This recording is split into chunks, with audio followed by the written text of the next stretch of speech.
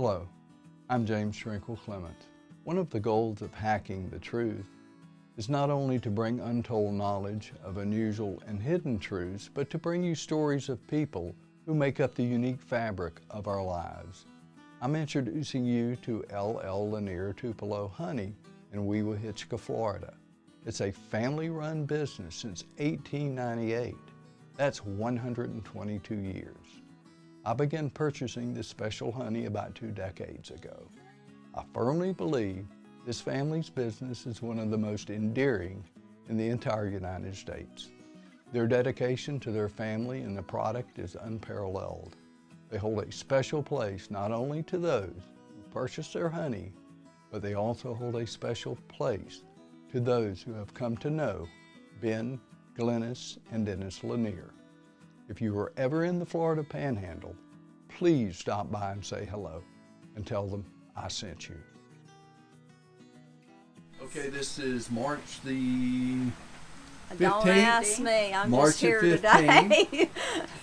2019. I'm at L. Lanier and Sons, Tupelo Honey, and I've been buying honey here for probably 20 plus years. Actually mail order. But we're going to have an interview now, and Susan, you're going to ask some questions too, right? You can just stand there and ask some questions of her, and we'll just go from. And your name is? Glynnis Lanier. And your husband is? Ben. And his father started Tupelo Honey, correct? His grandfather. His grandfather. Tell us a little bit about the history of it. Well, his grandfather started out back in about 1898 and started producing Tupelo honey commercially, and it's just been passed down to Ben's dad, and then from Ben's dad to him, and maybe our son will pick it up. He's just started working bees this year, so we'll see. What's so unique about Tupelo honey? Tupelo honey's the only honey in the world that will not granulate without being heated because it's a different type of sugar. It's a fructose sugar. Wow, I didn't know that. That's interesting. Susan, you got some questions? How many hives do you tend? We usually run about 1,000, and Okay. it varies. You know, you lose so many during the year to everything, and then you build them back, so it bounces around. Well, the last time we were here, you mentioned that the trees, the Tupelo tree. Oh, he's not going to bother me. The Tupelo big bee.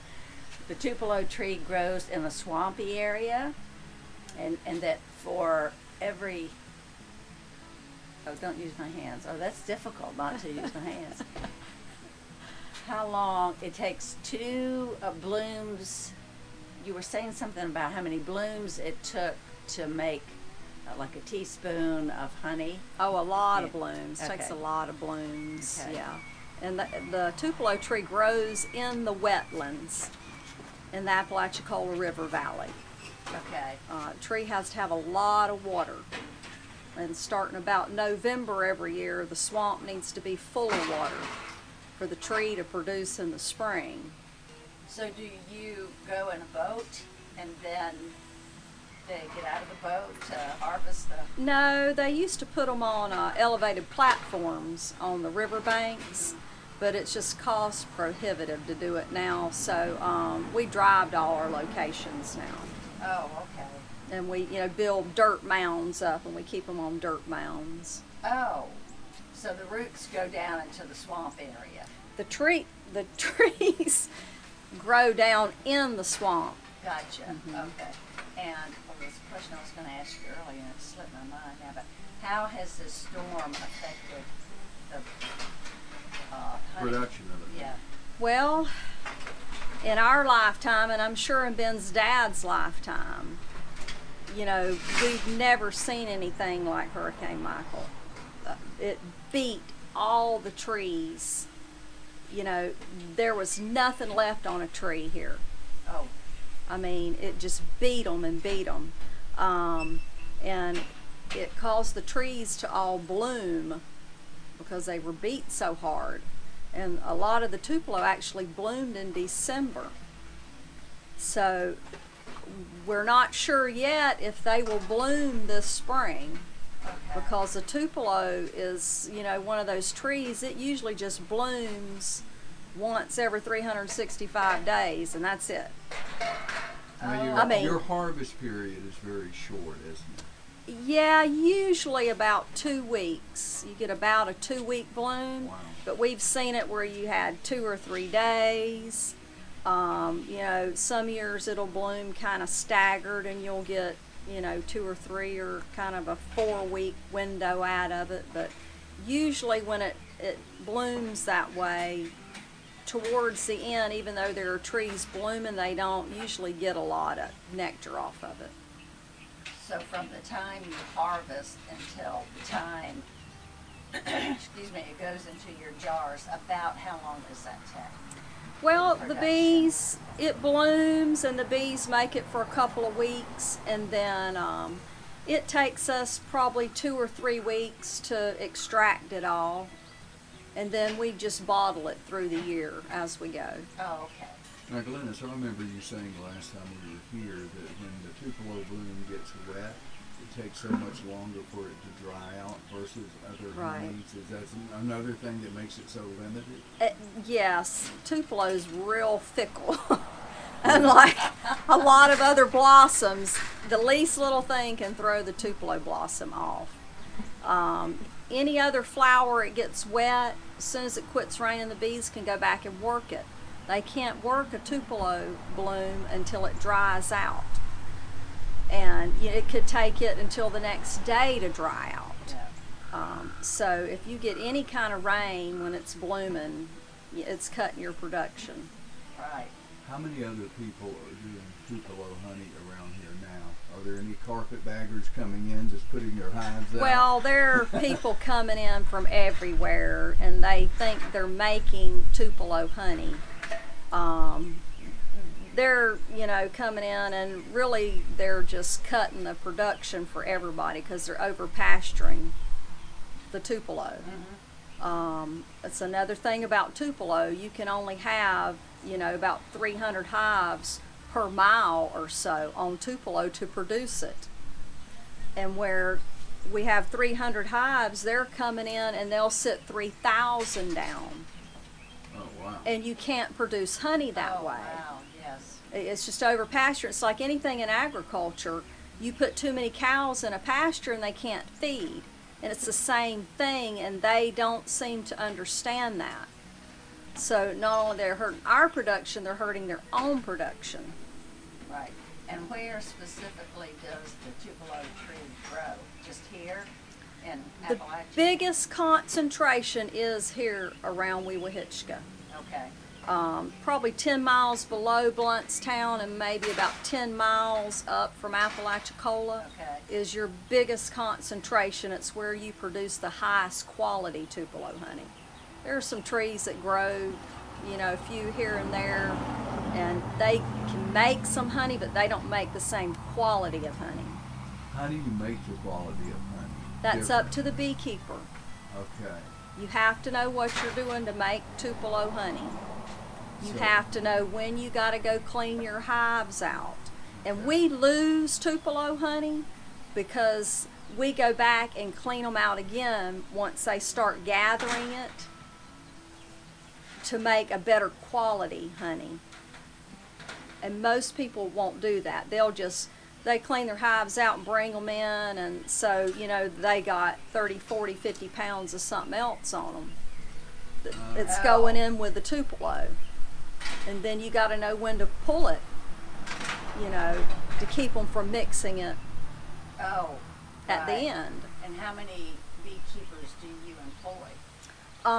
We've got about 2 or 3 that help us in the spring. Okay. And these people who are selling, quote, Tupelo honey, it's just like any other product. The quality is totally different. So a person who buys that thinking it's Tupelo honey is just being misled. Buyer beware. Buyer beware. Yes. Yeah, Tupelo, so- any honey, I'll say any honey. yeah. You need to know your beekeeper. You need to know who you're buying it from. What You was- know, to know what you're getting. And Yeah. then the state of Florida made it where they can put a Tupelo honey label on a jar as long as it's 51% Tupelo. Ah, And that is just sickening. I could be a 51% doctor then. There's- 'cause I'm a doctor kid. There's no way we would put a label on something that was 51%. No, my it's not. God. It's I not mean, a good it's product. either high quality Tupelo honey or it's not Tupelo honey. So the majority of what you've got out there now is probably 51% or less Tupelo, Oh my goodness. which is a Very crying deceiving, shame Very deceiving. Yeah. because Ben's grandfather's the one who started the Tupelo honey certification process. Was he the first one, or was he one of the beekeepers in the 1800s that started harvesting? No, there were a Tupelo? couple other older fellas that were doing it, you know, just making it to consume it back then. Yeah. But it's almost a lost art. You know, people are just into making an easy buck now, and they're, you know, nobody worries about the quality of what they produce anymore. I know the honey, and I've called you many years and say hi to honey, and you'll say, well, it's really good. We just don't have a lot of it. Mm-hmm. It's not a predictable crop. No. So for people who are listening to this, and you're educating them on the differences, and they want some, obviously, you can tell them the website or the phone number, and what is that? Yes, sir. It's lltupelohoney.com. And our phone number is 850-639-2371. And there was a movie shot called, Yuli's Gold. and I'm still trying to find it. Everybody's out of it. And tell us a little bit about the movie. I know truck goes by. Peter Fonda was in the movie. Yes, And yeah. how long ago was that? Do you remember? They made Yuli's Gold in 1995, and Oh, it was okay. released in 97. And actually, Victor Nunez, the one who wrote it and Yeah. directed it and all, he was just here the other day. Oh, was it? Yeah. I think he was in the FSU Film School at the Yeah, time. yeah, he was a teacher, Yeah. but he's trying to work on doing another film right now. And through the hurricane, he came and brought us supplies, and Oh, great. you know, and So we stayed in touch all these years. yeah. It's, Yeah, it's we a did. very good movie. So for people who can find it, it's called Yuli's Gold, and it was most of it was all of it just about was filmed around here, right? Yeah, Yeah. right. Any of the family members in the movie? Yeah, my in-laws and myself, we were in the scene in the what's the restaurant on the corner down in Apalachicola? Oh, here you got. Come on, my mind went blank. Oh well. It's been there for 100 years, so my mind's blank and I can't even think of the name of it now. We were in that scene in the restaurant when he was talking to the honey buyer, you know, Yeah. in there. Yeah, we were sitting at the table in the background. Oh, but- okay, that's cool. Yeah, Well, I always Glynnis- tell everybody I made my Hollywood debut. Well, you did. Yeah, did you get paid for it? That's No. the question. Oh, you didn't get a SAG card or anything. You don't get royalties. Oh no. Well, that wasn't very sweet of you. No pun intended, right? Sweet honey. I'm But sorry. you know, a lot of people don't know, but Ben actually helped Victor with the script, with the beekeeping and all. Oh, okay. All the beekeeping stuff in the movie is stuff that came straight out of Ben's mouth because Victor wanted it realistic, you know, Right. all the beekeeping stuff. That's probably one reason it was such a good movie. Well, thank you for taking the time. I know that with the hurricane, and we just came through Mexico Beach and all had the devastation and the people in this area. Just it's so sad to see it. And I know everyone's recovering, and we wish you the best. Well, if I didn't have a I wondered chainsaw, about it. Yeah. you were stuck wherever you were. This yard was like that. We had to cut our way out of here.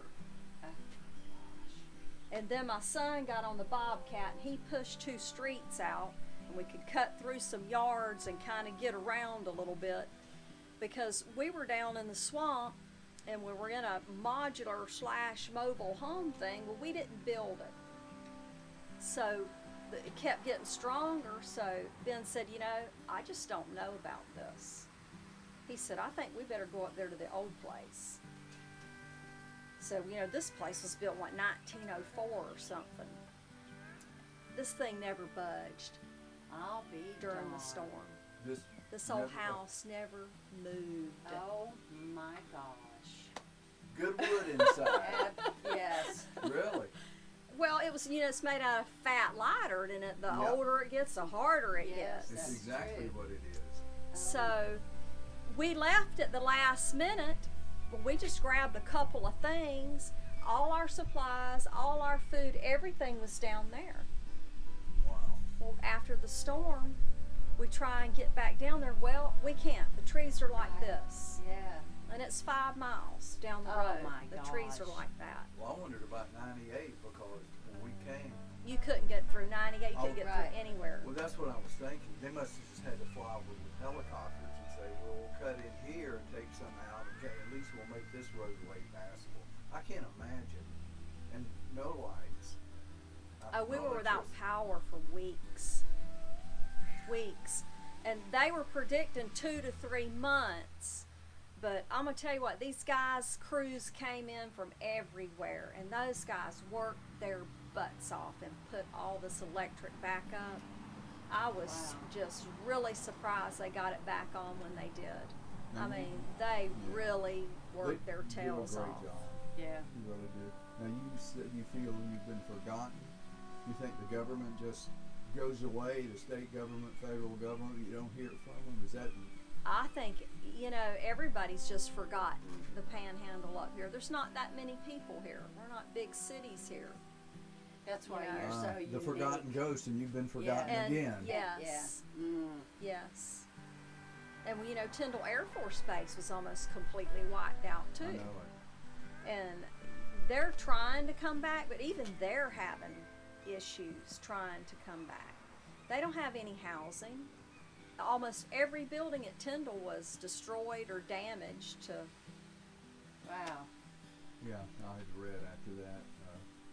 My grandson just went in the Air Force, so I'm paying attention to a lot of Air Force information. Said, "Oh, we'll be back in a year." They're not even maybe 5 years, but I there's wouldn't look nothing for there. it. I know, Then. but where would they stay in the time that they're trying to get back with, like you say, no housing, no. It takes buildings, time to build a it house. does. Yeah, Yeah. You yeah. know? That's going to withstand any kind of weather.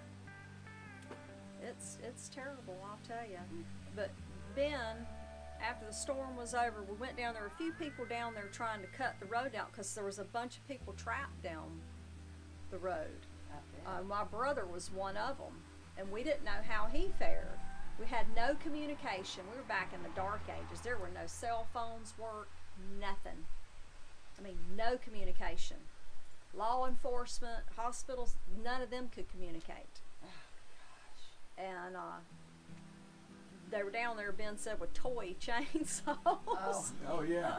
So about 10 o'clock, they all left. They just quit cutting and left. So Ben got his chainsaws and went down there by himself, which he shouldn't have done because he's too old and his health's too bad.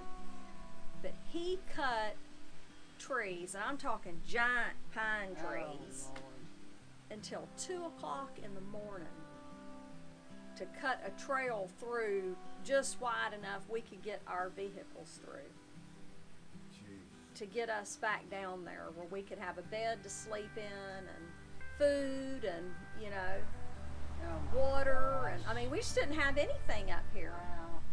Oh. It looks like to me when these things happen, there should be government agencies and there should be small cities of these people to help everybody and organize this and get supplied, but they're not. Well, the people who make the decisions should have to live through it, Right. Well, and that's then government, they'll yeah. understand what you need. Exactly. They sent National Guard guys in here. These young boys, they were still wet behind the ears. Sent them in, no chainsaws, no nothing. Oh my gosh. They couldn't do anything. So why were they here? They Just- sent them in. They had no tools to work with. For the media. We've sent Yeah, the National the Guard's National on the Guard in, and so everybody starts thinking, oh gosh, I'm so glad there's somebody When there they to know help a us. storm like that's coming, they should stage people everywhere Exactly. with chainsaws Right. and bulldozers. Right. And dump trucks. and Because you everything. need those immediately to get people out. Right. That's what I was thinking. Jim and I were thinking when we were on the beach road, I'll call it. But how did the people whose houses weren't totally destroyed get home back in there where there was no way to get to them? Did they make temporary roads to It get was them in there? It days was before just, they, you know, could clear just a little trail to get a vehicle through to get to the beach. And you know, you'd have to go off the side of the road some places and back this way, and I mean, people were it was individuals mostly who cleared these roads. They just go through and cut, you know, something just wide enough to get vehicles through, and it was just like one-way traffic. Yeah, but you get back there to where you live, there's no power or water. So it's, where you go back to it. Well, they had to get, you know, emergency stuff in down there to the beach. Yeah. I mean, So- people stayed. Oh, No, not me. oh, Yes, we had several neighbors that stayed. oh What my. are you thinking? And it's Oh. like, you know, and I had several come ask me.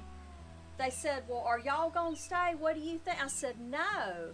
Well, you think we could stay? And I said, no, you don't stay. Right. Get out. Right. They can't get to you when it happens. Right. Because a lot Yeah. of people down there, they're not from Florida.